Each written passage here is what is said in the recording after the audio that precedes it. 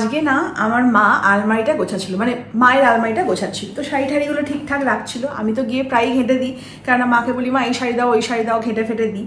তো সেই মা গোছাতে গোছাতে তো আমি সেই সময় গেছি, আর একটা পুরনো অ্যালবাম বেরিয়েছে। তো মায়ের অ্যালবাম থেকে কিছু ছবি আমি নিয়ে এসেছি তোমাদের সাথে শেয়ার করবো বলে। এর আগে কুনালার আমার ছবি দেখিয়েছি বা আমাদের বিয়ের ছবি তোমাদের সাথে শেয়ার করেছি, কিন্তু কখনো আমার মা আমার বাবার আগেকার ছবি বা আমার ছোটবেলাকার ছবি তোমাদের সাথে শেয়ার করা হয়নি। আর একটা কথা বলি যে ছোটবেলাকার আমার ছবিগুলো না সবই মানে রুইন্ড, নষ্ট। আর তার আগে বলে দিই, ভিডিওটা শুরু করার আগে, যে তোমরা অনেকেই বলবে যে সোনালি তুমি একা কেন, কুনালদা কোথায়? কুনালদা ছাড়া ভালো লাগে না।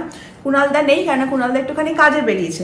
তো সেই মুহূর্তে ফাঁকা রয়েছে, আমি ভাবলাম যে এই ভিডিওটা করি আর তোমাদের সাথে কিছু মেমোরিজ আমার শেয়ার করে দিই। যে আমার মা আর বাবার বিয়ে হয়েছিল 1982-তে। তখন আমার মায়ের বয়স হচ্ছে মাত্র 16 বছর, আর 1983 আমি জন্মাই, তখন হচ্ছে মায়ের বয়স তখন 17 বছর। মানে আমার আর আমার মায়ের এজ ডিফারেন্স হচ্ছে 17 ইয়ার্স। তো তখনকার দিনে মা আর বাবার কয়েকটা বিয়ের ছবি আমি তোমাদের সাথে শেয়ার করব, কিন্তু তখনকার কালারিং ছবি ওঠেনি, সব ব্ল্যাক অ্যান্ড হোয়াইট ছবি। তো ফার্স্টেই দেখাই মায়ের এই ছবিটা দেখো, ব্ল্যাক অ্যান্ড হোয়াইট ছবি। এখানে বেনারসির কালারটাও বোঝা যাচ্ছে না। পরে কোনো একদিন তোমাদেরকে আমার মায়ের বেনারসির ছবিটা শেয়ার করে দেবো। তো মাকে বলছি মা তোমায় কেমন দেখতে ছিল দেখো, একদম 16 বছর বয়সের ষোড়শী মা, আর মানে খুবই রোগা পাতলা, আর খুব মানে কিরকম একটা দেখতে ছিল। তো এইসব ছবিগুলো দেখলে না খুব হাসি পায়, আর মার না নিজেও লজ্জা পায় যে মাকে তখন কেমন দেখতে ছিল। যে ছবিটা দেখাচ্ছি তোমাদেরকে দেখো, এটা হচ্ছে মার বাবার সিঁদুর দান পর্ব চলছে। তো ওই কি বলে এটাকে, কি দিয়ে যেন একটা কুলোর মতন জিনিস, সেটাকে দিয়ে আর কি, আমি ঠিক জানি না, বলতে পারবো না। তো এটা দিয়ে সিঁদুর পরিয়ে দেওয়া হচ্ছে।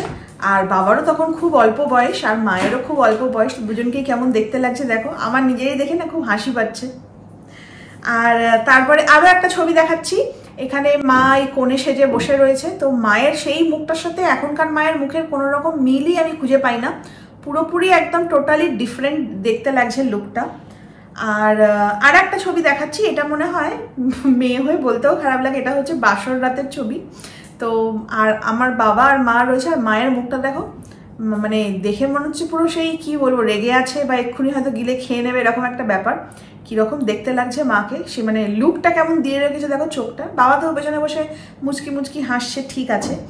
আচ্ছা, তো এবার বলি যে 1982-এর ডিসেম্বর মাসে মা আর বাবার বিয়ে হয়। তো এই ক্ষেত্রে এই ছবিগুলো বার করলাম, আর পুরনো কিছু কথা মনে পড়ে গেল। আমার ছোটবেলা থেকে যে গল্পগুলো শুনে আসছি, সেটা হচ্ছে যে আমরা কিন্তু মানে আমি এখন সোনালী ভট্টাচার্য, বিয়ের আগে কিন্তু আমি ছিলাম সোনালী চ্যাটার্জি। মানে আমাদের বাড়ি হচ্ছে চ্যাটার্জি বংশ, এবং শরৎচন্দ্র চট্টোপাধ্যায় ছিল আমার দাদুর কাকা। মানে আমরা হচ্ছি শরৎচন্দ্র চট্টোপাধ্যায়ের বংশধর।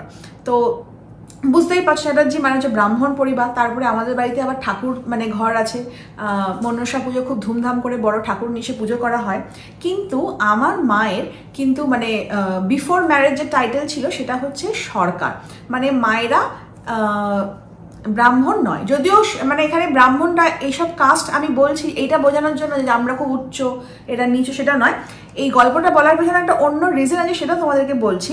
তো মা আর বাবার কিন্তু লাভ ম্যারেজ নয়, মা আর বাবার কিন্তু অ্যারেঞ্জ ম্যারেজ ছিল। আমার এক মামা, সেজো মামা, আর আমার বাবা দুজনেই সরকারি চাকরি করতেন, আর সেই সময় আরামবাগে পোস্টিং ছিল।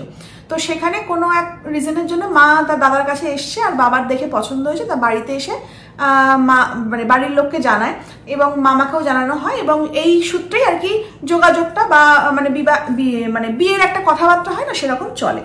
তো সেটা নিয়ে কিন্তু দেখো, যদিও বাড়ির মানে দাদু ছিল, কিন্তু ঠাকুমাই ছিল বাড়ির কর্ত্রী, এবং যে আমরা ব্রাহ্মণ, ওরা যে ব্রাহ্মণ নয়, সরকার টাইটেল বা মা মানে বাবা পছন্দ করেছে বলে আমার ঠাকুমা কিন্তু কোনো রকম মানে কি বলবো, কোনো কিছুই বলেনি।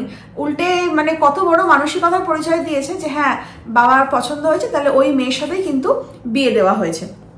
তো ভাবো, আজ থেকে এত বছর পেছনে গিয়ে, তো আমরা বলি আধুনিকতা, কিন্তু আধুনিকা কাকে বলা হয়? শুধু কি ট্রেন্ডিং বা ট্রেন্ডি পোশাক পরলে আমরা আধুনিকা? তা নয়, কিন্তু এত বছর পেছনে গিয়েও আমার ঠাকুমা কতটা আধুনিক ছিল যে হ্যাঁ বাবার পছন্দ যে সেই মেয়েটিকে, এবং সে আমাদের পরিবারের কি ব্রাহ্মণ কি শূদ্র সেসব না দেখেই তার সাথে বিয়ে দিয়েছে।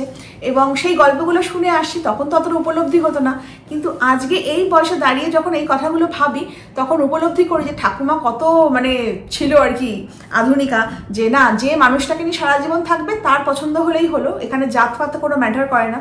আর আজকাল আমরা এখানে দাঁড়িয়ে এইসব জাতপাত ধর্ম নিয়ে আমরা এত বড় বড় লেকচার দিই, এগুলোর কোনো মানেই হয় না। যাই হোক, অনেকগুলো কথা বলে দিলাম। আচ্ছা, এরপর আরেকটা জিনিস দেখাচ্ছি, এই ছবিটা দেখো। আমার বলতে বলতে এসে গেছে, ছিল না বেবি, চাচাস না, এসিতে বসে আছিস আর চিল্লাচ্ছিস, আমি রোদ্দুর থেকে ঘুরে এলাম। তোর মুন্ডুটা কাট গাই, নিচে নামাও, দাদা ভাইয়ের মুখটা দেখাও। আনন্দ করছিস, আমি রোদ্দুর থেকে ঘুরে এলাম দুজন মিলে। ওই দেখো বলে আমি আনন্দ করছি, আমি দেখ কত পুরোনো স্মৃতি দেখাচ্ছি, দেখেছিস দেখ।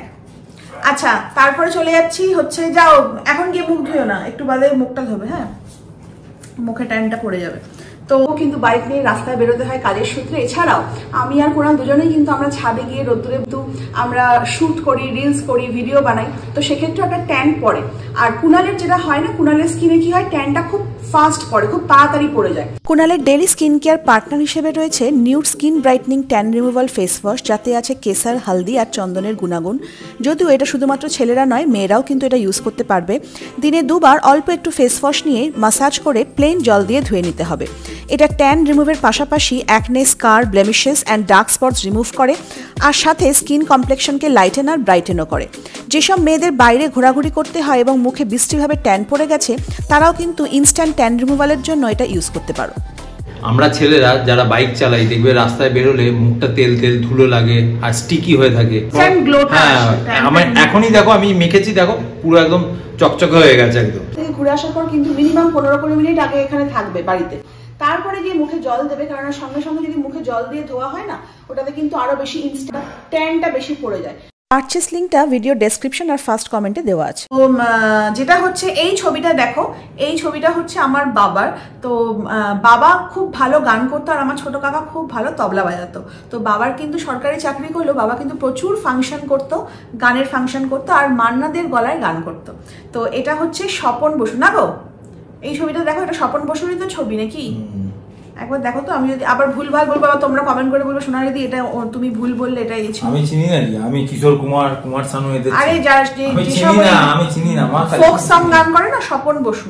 আচ্ছা ঠিক আছে, যদি আমি খুব খারাপ মানে ভুল বলে না থাকি, এটা ওই ফোক সং গান করেন স্বপন বসু। এটা নাম করা, হ্যাঁ। তো এটা হচ্ছে রবীন্দ্র ভবনে ফাংশন করতে এসেছিল আর আমার বাবা ওখানে গান করেছিল। তো বাবার গান শুনে স্বপন বসুর এত ভালো লেগেছিল, এটা আর কি রবীন্দ্র ভবনের গ্রিন রুমে বাবাকে ডেকে পাশে বসিয়ে গল্প করছিল। হ্যাঁ, তো সেই সময় তোলা ছবি, আর এটা আমি রেখে দিয়েছি, এটা স্মৃতি। আর আমার বাবা দেখো কেমন করে তাকিয়ে আছে স্বপন বসুর দিকে। তো যাই হোক, আর এরপর চলে যাচ্ছি, দেখো অনেক ছবি নষ্ট হয়ে গেছে, কিন্তু তাও আমি কয়েকটা খুঁজে খুঁজে রেখেছি। আর এই ছবিটা দেখো, এই ছবিটা আমার বাবার। এটা হচ্ছে আমার এক পিসির মেয়েকে সোনা, আমার কদিন আগে ভিডিওতে তোমরা দেখেছো, সোনার মুখে ভাত হচ্ছে, হয় না মামা গিয়ে মুখে ভাত দেয়, তো বাবার কোলে সোনা বসে রয়েছে আর বাবা খাইয়ে দিচ্ছে।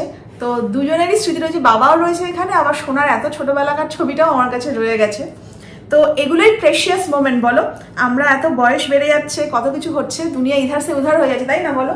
সত্যি এগুলো একদম প্রেশিয়াস। এবার আমি আমার একটা ছোটবেলার ছবি দেখাচ্ছি, ছবিটা পুরো নষ্ট হয়ে গেছে। কুণালকে বলছিলাম যে মানে নিয়ে গিয়ে স্টুডিওতে যদি এটা ঠিক করতে পারে আবার রিকভারি হয়। তো এটা আমার 5 বছরের জন্মদিনের একটা ছবি। তো আমাকে দেখো একটা বেনারসি পরিয়ে দিয়েছে, চুলটা আমার বয়েস কাট, মানে কিছুদিন আগে ন্যাড়া পরিয়েছিল, তারপরে অল্প অল্প চুল হয়েছে, আর কোলে আমার মানে পছন্দের পুতুলটা রয়েছে, সেটা ধরেই ছবিটা তুলেছে। নিজেকে দেখেই খুব মনে হচ্ছে খুব মিষ্টি মিষ্টি, আর তখন একটু গোলুমলুও ছিলাম, তাই না গো, একটু মোটু মোটু ছিলাম। যাই হোক, আর তারপরে আর একটা ছবি দেখাই, এটা তখন আমি ক্লাস 4-এ পড়ি। এটা আমি ক্লাস 4-এ পড়ি। এটা হচ্ছে আমার একটা মামাতো দিদি, আমার বড় মামার মেয়ে ঝুমাদি, আর পাশে রয়েছি আমি।